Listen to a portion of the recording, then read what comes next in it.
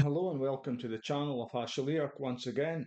I trust that God is blessing you, and today is the 19th of November 2024. How time flies. Won't be long before we're into 25. Anyway, I've been looking at Psalm 85 for quite a few days now and just meditating on it. And the more I look at it, the more I see how prophetic it is. It is speaking right into our day today, right here and now. And there's quite a number of things in here that I'd like to bring out.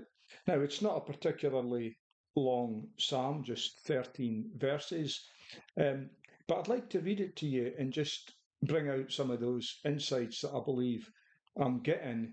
And I'm sure you'll actually see this happening in our land today.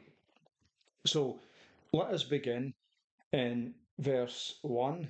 This is the complete Jewish study Bible, and I trust it really is going to bless you. It certainly blessed me the more I looked at this. But I'll actually start in verse 0, as it has in the Jewish study Bible, which says, "For the leader, a psalm of the sons of Korah.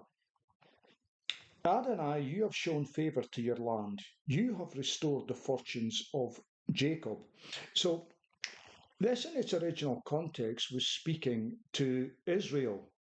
But as we go through this, you'll see how much it's speaking to God's people today, Christians all over the world. You've restored the fortunes of Jacob, taken away the guilt of your people, pardoned all their sin, withdrawn all your wrath, turned from your fierce anger. Now, I'm not going to say God's been pouring out his wrath on our lands over the years, but it certainly feels like at times that God has abandoned us, even though he's there. Certainly in my case, I felt like at times he's just disappeared, he's gone, he's just pouring out his wrath, he's angry. And I think in many, many ways he has been angry with the world for quite a long time. But I think this anger can be sort of divided up into the fierce anger against the wicked at the highest levels and some of the most evil things that they've done. I think God has been extremely angry regarding that. But I think he's also been angry with his people in the sense that we have dropped the ball, become quite lukewarm, and not really caring about what's been going on. And look, a lot of it, many of us haven't known about, but we have become very lukewarm, and that has allowed the wicked to prosper.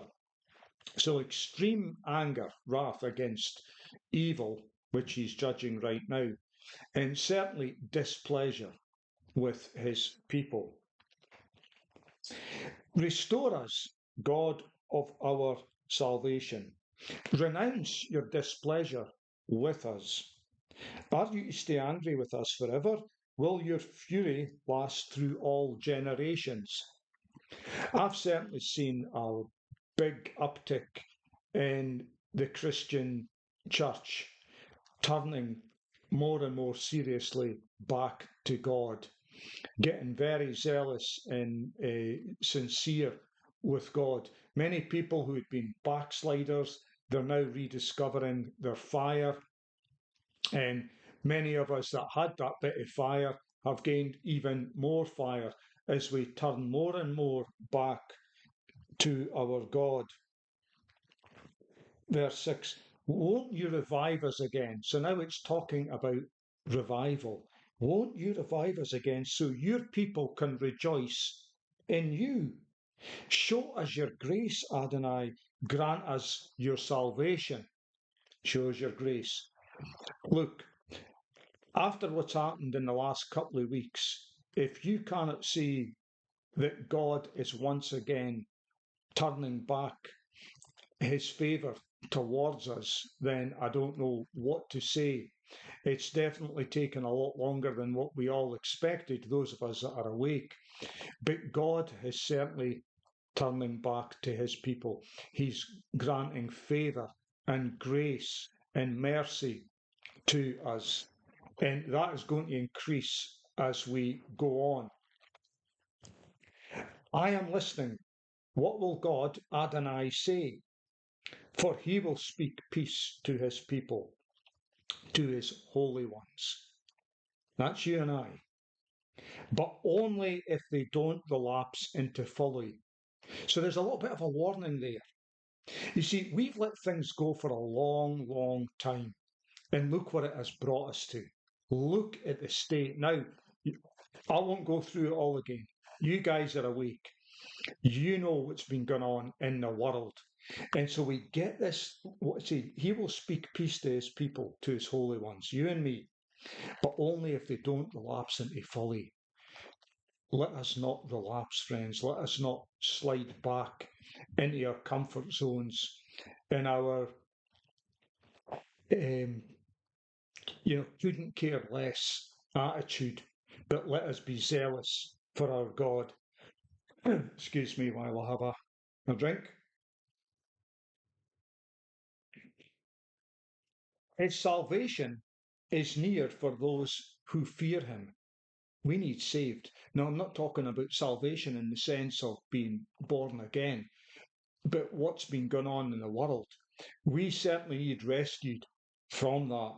His salvation is near for those who fear him, so that glory will be in our land. One of the things that I've been praying for more and more lately is for the fear of God to hit this earth.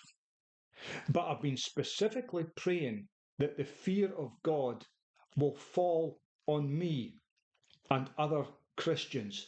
It will fall on us so that we get a renewed sense of the fear of God, but it won't just fall on us, it will flow through us, so that wherever we go, people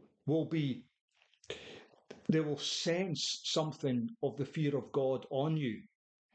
It will bring them to their senses to consider their ways, to consider that there may be an eternity and there may truly be a God. But this world needs the fear of God, friends, let me tell you that, so that glory will be in our land. Grace and truth have met together. Justice and peace have kissed each other. Think about that. I talked briefly about this the other day at the beginning of one of the messages. Grace and truth have met together. Justice and peace have kissed each other, or justice and mercy. I talked about this in the sense, you see, many Christians today, I find this amazing, many Christians don't really want to talk about God bringing his wrath or his justice. In other words, punishment. They don't want to think of God like that. How else are we going to get justice? All Christians, whatever it is, they pray about certain situations. They may have been wronged. They may see things going bad in the world, and they cry out to God to fix things, whether it's with themselves individually or within their town, their city, their nation, the world. I mean, look at the situation at the moment with Russia, Ukraine, and the United States. It's heading towards something pretty grim. But if you're wide awake, you will not be in fear at this moment in time. But the point is, people see that and they get scared. And then Christians cry out and they say, God, please, please, I can't take any more of this. And then God, in his grace and mercy, he listens to that prayer. And like I said the other day, he is pouring out his mercy, grace, peace on us. And he's pouring out his justice, wrath on very evil, wicked people and evil and wicked organizations, governments. He's answering our prayers. You see, God is, we need to have the whole counsel of God and understand it. God is gracious, and we're so grateful for that. But we're so grateful that he's a God of justice, and that he's now answering the prayers and he's judging the wicked. Grace and truth have met together. Justice and peace have kissed each other. They've come together in harmony. The prayers of the saints. Again, think about in Revelation when it talks about the prayers of the saints going up to God in heaven. And look what it says in the next verse, verse 11. Truth springs up from the earth, and justice looks down from heaven. You know, when I was thinking about this morning, just reading it again, I was thinking there's a new plant that is starting to grow all over the earth. And it's a plant that's called truth. It's springing up everywhere in every nation, governments, organisations, all round the world. And nothing seems to be able to stop this plant from growing. The more we pray, the more this plant gets watered, and the more truth comes up, and the more evil gets exposed. I'm laughing because I'm just thinking, I'm getting a picture of this at this very moment as I'm thinking about it. Truth springs up from the earth, and justice looks down from heaven. You see, justice, well, the personification of justice is God himself, the judge. He's looking down at all this truth that's springing up and is growing and growing and growing, and it's reaching up to heaven. And he says, oh, my people are praying and they're bringing all these requests to me. They're bringing all this truth to me, and I'm looking down from heaven, and I'm going to act. And then we go into the next verse. Think about this, friends. I mean, I think this is beautiful, and I'm actually seeing it happening. Adonai will also grant prosperity. Our land will yield its harvest. Earlier on, we talked about revival. Won't you revive your people? Revival. It's happening. You know, where I live at the moment, we have met so many people. It's incredible. I've never, in all the places I've lived in the world, and I've lived in a lot of places, right here, I meet so many people who tell me their story. They say, oh, we came back to this city this year or last year or 2 years ago because God was calling us back. God was calling us back. And many of them had been in a sort of lackluster state, living their life in the world. But God has drawn them back here. And there's hundreds of them. And for a small city, there's so many evangelists on the street. There's so much things happening within the body of Christ here in this little area. It is truly amazing. Adonai will also grant prosperity. Our land will yield its harvest. You see, revival. What follows revival? Harvest. God's been talking about this for a long time, and I know some people disagree that there's going to be a harvest, but I am seeing it happen before my very eyes. I can't deny it. It is happening. There's a harvest coming in. This is why we've been going through all this shaking. God preparing us to be workers in the field to receive great blessing. Now, you see, Adonai will also grant prosperity. This comes by way of the harvest. But there is also that physical prosperity, wealth. Again, it's one of these things. I'm not a health and wealth prosperity preacher, but there is truth in this, biblical truth. God is starting to bless his people. And as I've said many, many times, this is he's given wealth to people whom he can trust because he knows they will use it for the building of God's kingdom. It'll be for kingdom work, not so that they can live in luxury themselves. Our land will yield its harvest. Your land is completely ready for harvest. It's absolutely ready. And God is saying, who will go for me? Who's going to go? He's calling to each and every one of his people. He wants to add to the number that come into his kingdom.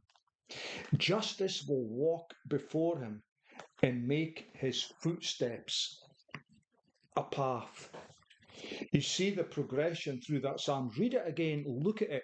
There's a progression where the people were wondering why or when was God going to turn his anger away from them, his wrath? When was he going to revive them, restore their fortunes?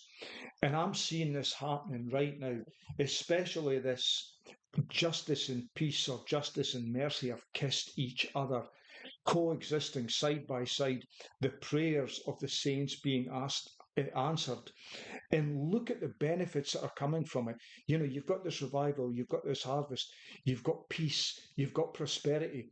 Friends, I don't know how long this is going to last, but I want to say this: take advantage while it's here. Take advantage. So may the Lord bless you, and I'll catch you again very soon.